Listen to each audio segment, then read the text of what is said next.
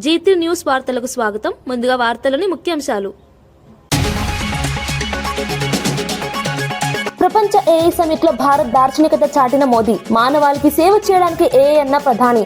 Top 3 AI super power లక్ష్యంగా Bharat, India AI machine తో ఉద్యోగాల సృష్టి ధీమా.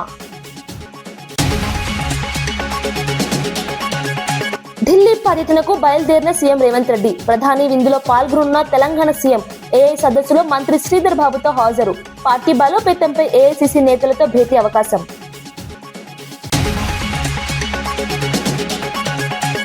అంబటి తప్ప మాట్లాడడం లేదన్న ఉండవల్లి వ్యాఖ్య. వ్యక్తిత్వంపై అనవసర విమర్శలు సరికాదన్న నేత. రాజకీయ విభేదాలు వేరు, నైతికత వేరు అన్న స్పష్టం. జైల్లో కలిసినప్పుడు కూడా బాధ పంచుకున్నానన్న మాట.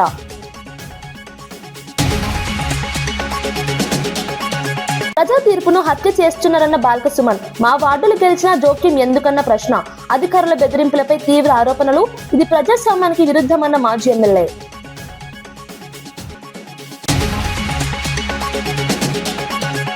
సిఐ తుపాకీతో బెదిరించాడన్న కూనంనేని ఆరోపణ. పోలీసులను వాడుకోవడం తగదన్న సిపిఐ నేత. ఇదే ప్రజాస్వామ్యాన్ని ప్రశ్నించిన సాంబశివరావు. ఎన్నికల ప్రక్రియలో పారదర్శకత డిమాండ్.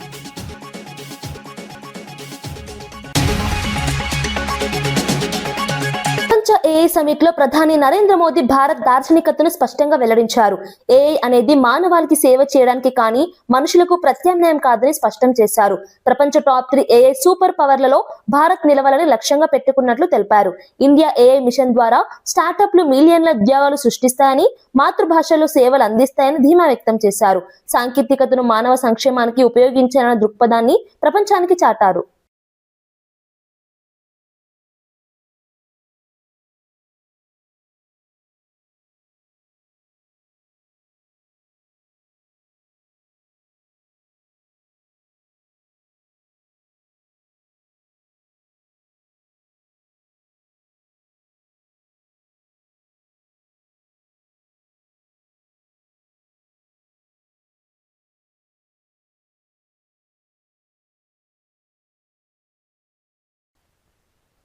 తెలంగాణ సీఎం రేవంత్ రెడ్డి ముంబై నుంచి ఢిల్లీకి బయలుదేరారు. ప్రధాని నరేంద్ర మోదీ ఏర్పాటు చేసిన ప్రత్యేక విందులో పాల్గొననున్నారు.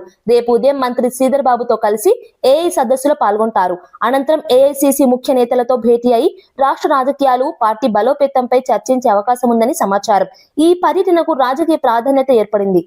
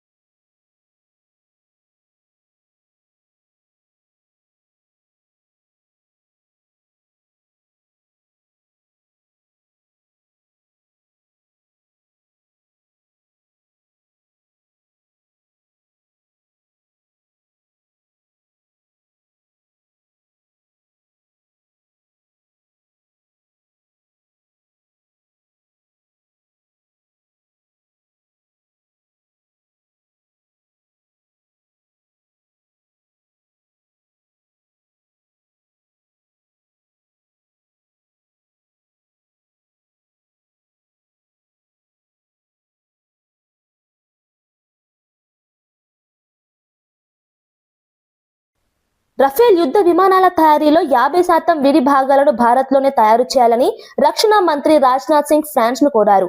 దేశీయ రక్షణ ఉత్పత్తి సామర్థ్యాన్ని పెంచే దిశగా ఇది కీలక నిర్ణయం అన్నారు. మేక్ ఇన్ ఇండియా కార్యక్రమానికి ఇది బలం చేకూరుస్తుందని తెలిపారు.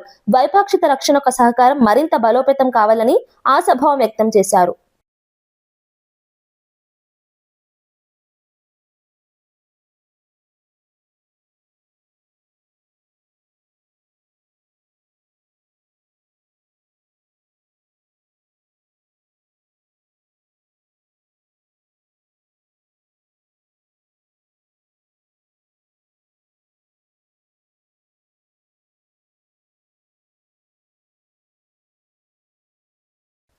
మదనపల్లిలో చిన్నారిపై జరిగిన ఘాతుకాన్ని ప్రభుత్వం అత్యంత సీరియస్ గా తీసుకుందని హోంమంత్రి వంగలపూడి అనిత తెలిపారు. నిందితులపై కఠిన చర్యలు తీసుకుంటామని చెప్పారు. బాధిత కుటుంబానికి న్యాయం జరిగేలా అన్ని చర్యలు తీసుకుంటామని హామీ ఇచ్చారు. రాష్ట్రంలో మహిళల భద్రతకు ప్రభుత్వం కట్టుబడి ఉందన్నారు. దర్యాప్తు వేగవంతంగా కొనసాగుతోందని వెల్లడించారు.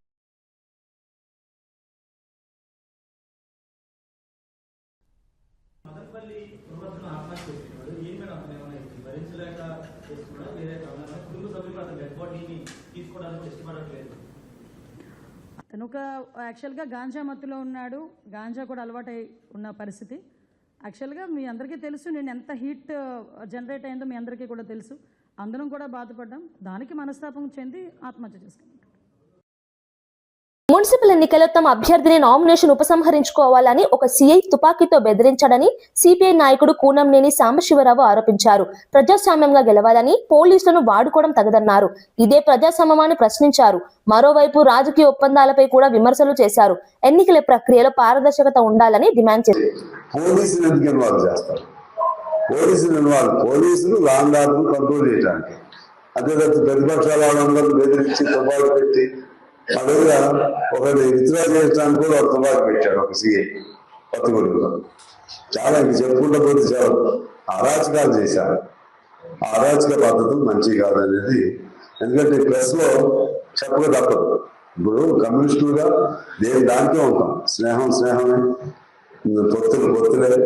అన్యాయం జరిగినప్పుడు మాత్రం ఖచ్చితంగా చెప్పాల్సింది. మా దగ్గర ఒకటి కాదు, అన్ని చోట్ల చాలా చోట్ల ఈ విధంగా వస్తుంది. ఇది కరెక్టెడ్ పద్ధతి కాదని తెలియజేస్తూ, భవిష్యత్తులో కమ్యూనిస్ట్ పార్టీ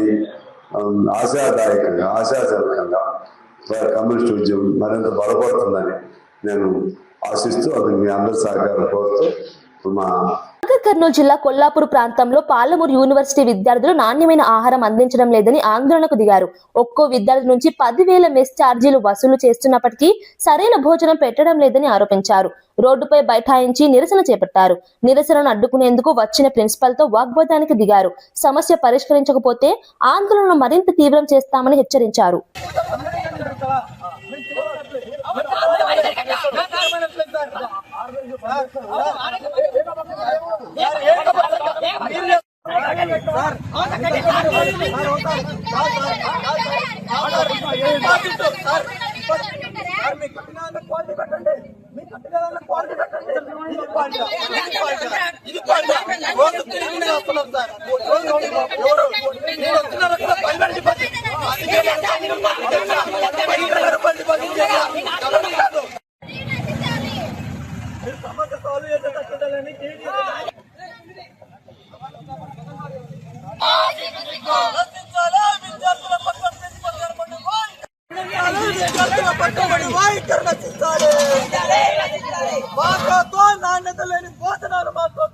అసలు కూడా తిన్నావు సార్.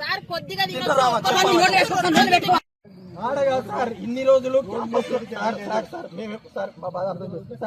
మేము కూడా మీ పిల్లలు అంటున్నాం సార్. సార్ మేము ఏమంటున్నాం,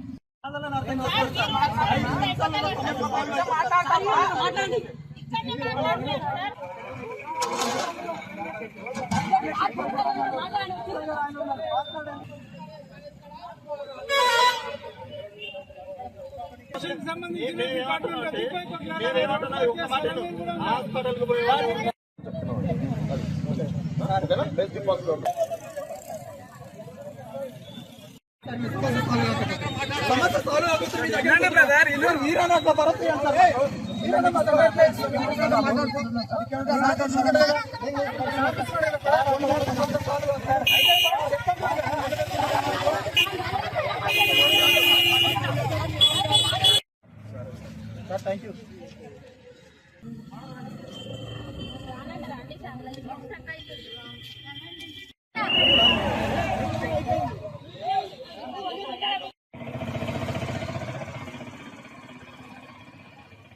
చెన్నూరులో 18 వార్డుల్లో మీకు 11 వచ్చినప్పుడు మేము జోక్యం చేసుకోలేదని, క్యాతనపల్లిలో 22లో 14 వార్డులు మాకు వచ్చినా ప్రజా తీర్పును ఎందుకు హత్య చేస్తున్నారని మాజీ ఎమ్మెల్యే బాల్కసుమన్ ప్రశ్నించారు.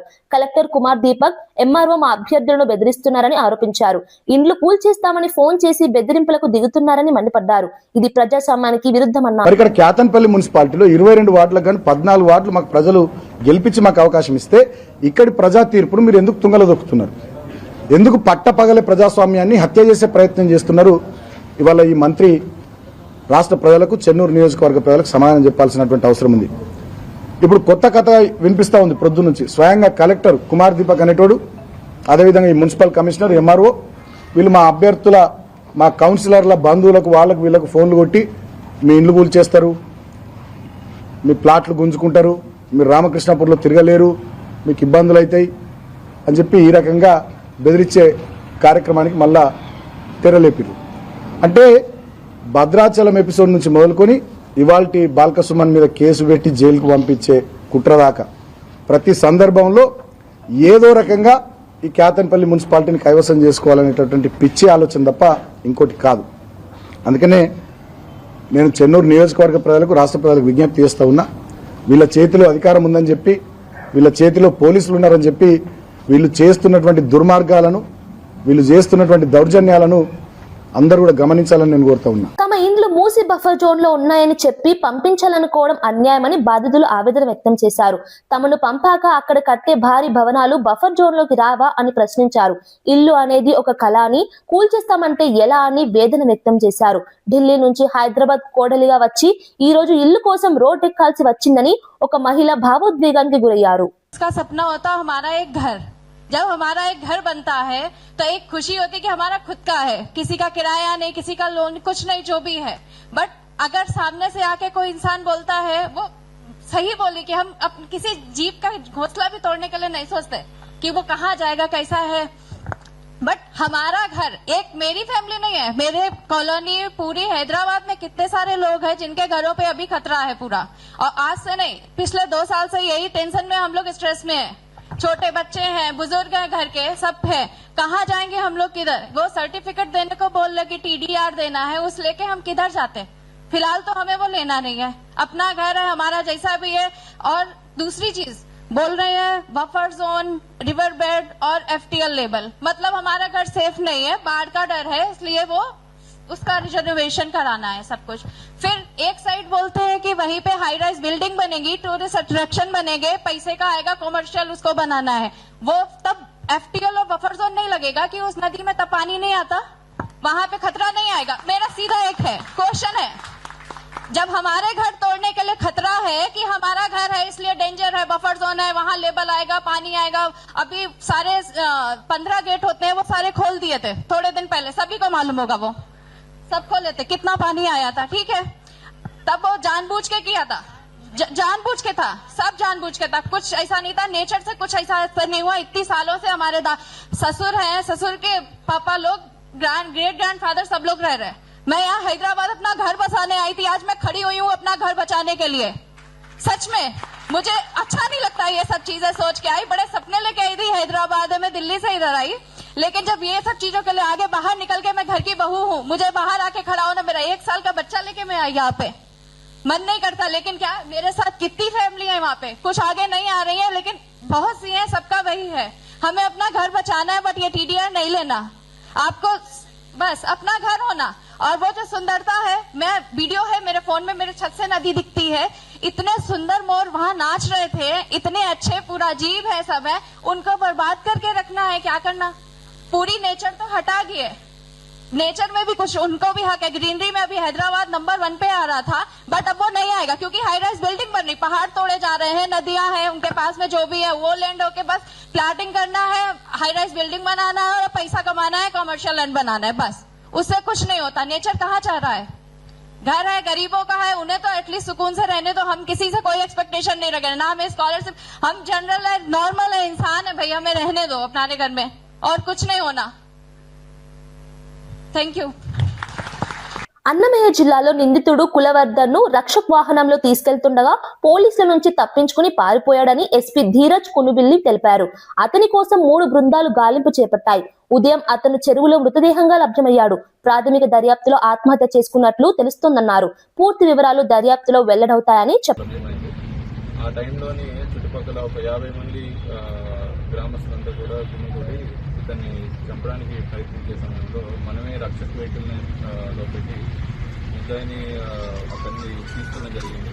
మళ్ళీ అక్కడ లా అండ్ ఆర్డర్ సిచ్యువేషన్ చాలా హెవీగా డెవలప్ అవడం వల్ల, హైవే కూడా బ్లాక్ అవడం వల్ల మనకి ఆ రక్షక్ వెహికల్ స్టాఫ్ని కూడా తిరగడం జరిగింది. అక్కడ ఒక డ్రైవర్ మాత్రమే ఉండడం జరిగింది ముద్దాయితో పాటు. ఆ సమయంలో అతను తప్పించుకొని పారిపోవడం జరిగింది మార్నింగ్ టైం. తర్వాత ఒక 2 టీమ్స్ పెట్టి వెతికించాం, కానీ హౌవర్ రిజల్ట్ దొరకలేదు. ఈరోజు ఇలా నిన్న జరిగిన ఆందోళనలో కొన్ని యాంటీ సోషల్ ఎలిమెంట్స్ యాక్టివ్గా పాల్గొన్నాయి అనేది ఒక జరుగుతుంది. అది ఎంతవరకు అంటే ఆల్రెడీ ఎవరైతే ఇదంతా ఇష్యూని పొలిటిసైజ్ చేశారో, లేదంటే ఇది ఒక రాంగ్ ధోరణి వైపు తీసుకున్నారో వాళ్ళందరి మీద కూడా కేసెస్ రిజిస్టర్ చేయడం జరిగింది. స్ట్రిక్ట్ యాక్షన్ తీసుకుంటాం.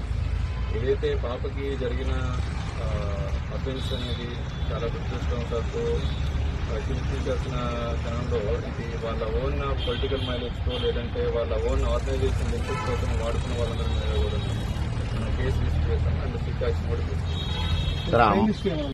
టీడీపీని ప్రశ్నిస్తే టీటీడీ ఎందుకు సమాధానం చెబుతుందని టీటీడీ మాజీ చైర్మన్ భూమన తిరుపతి ప్రశ్నించారు.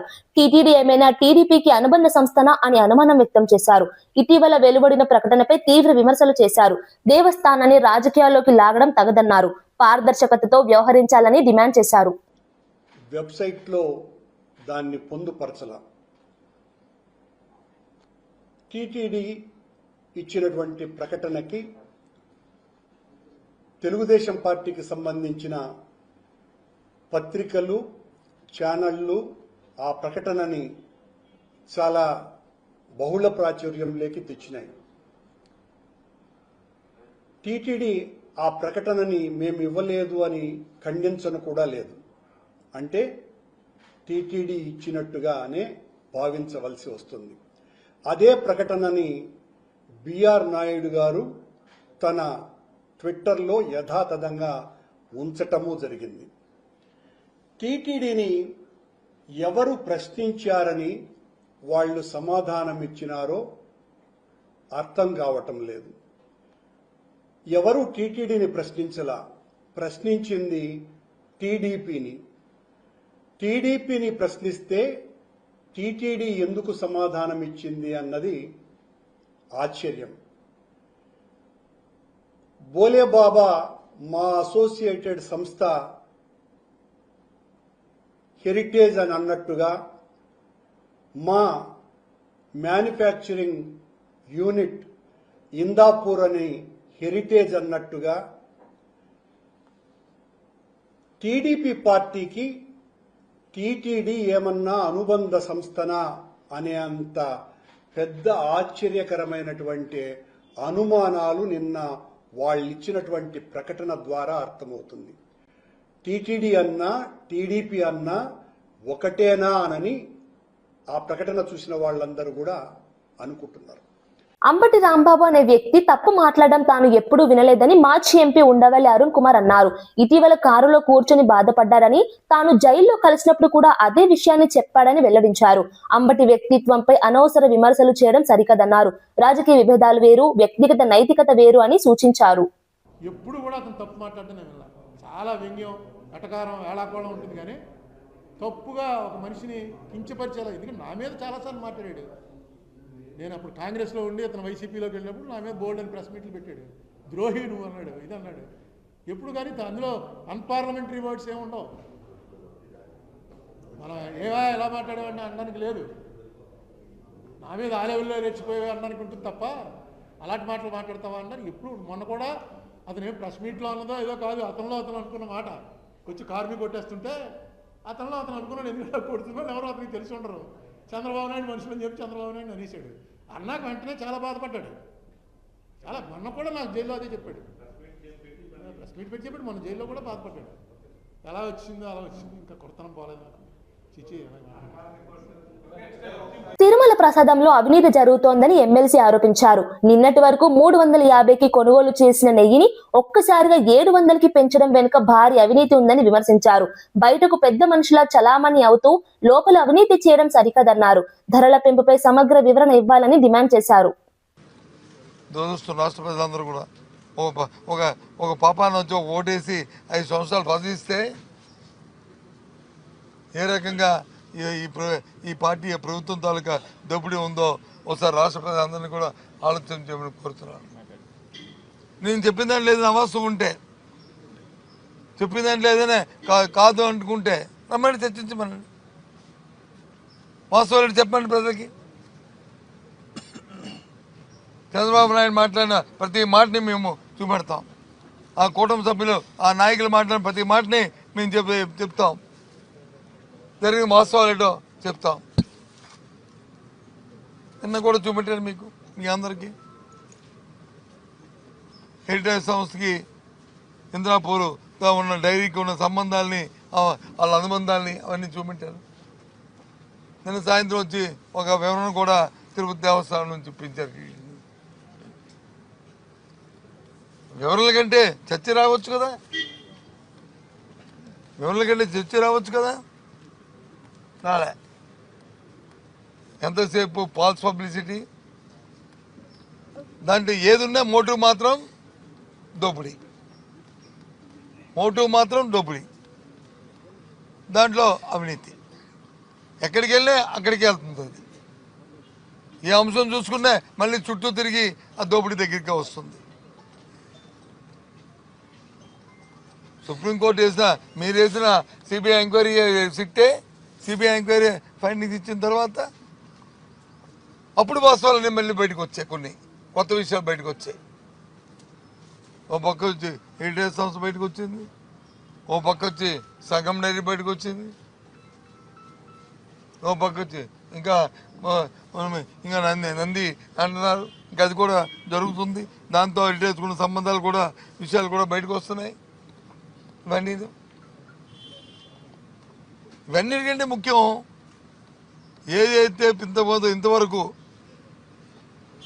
320 రూపాయలు 350 రూపాయలు కొన్న నెయ్యిని 700 రూపాయలకి పెంచారంటే, డబుల్ చేశారంటే అందులో జరిగిన అవినీతి.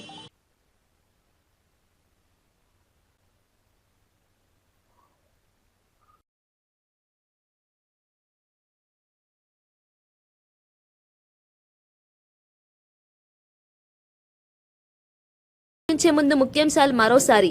ఇవి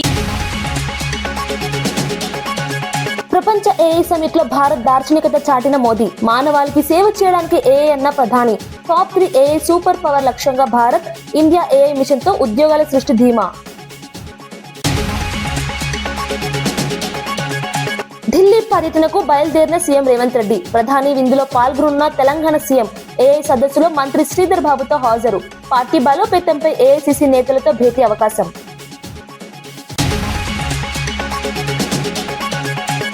అంబటి తప్ప మాట్లాడడం లేదన్న ఉండవల్లి వ్యాఖ్య.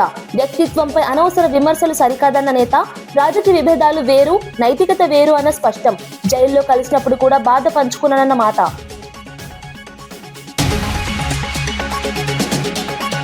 ప్రజా తీర్పును హత్య చేస్తున్నారన్న బాల్క సుమన్. మా వార్డులు గెలిచినా జోక్యం ఎందుకన్న ప్రశ్న. అధికారుల బెదిరింపులపై తీవ్ర ఆరోపణలు. ఇది ప్రజాస్వామ్యానికి విరుద్ధమన్న మాజీ ఎమ్మెల్యే.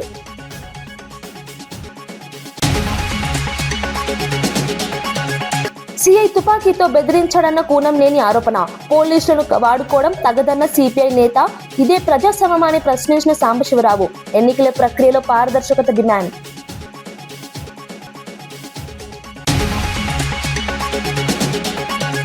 వార్తా విశేషాలు మరో బులెటిన్లో మళ్ళీ కలుద్దాం. నమస్కారం.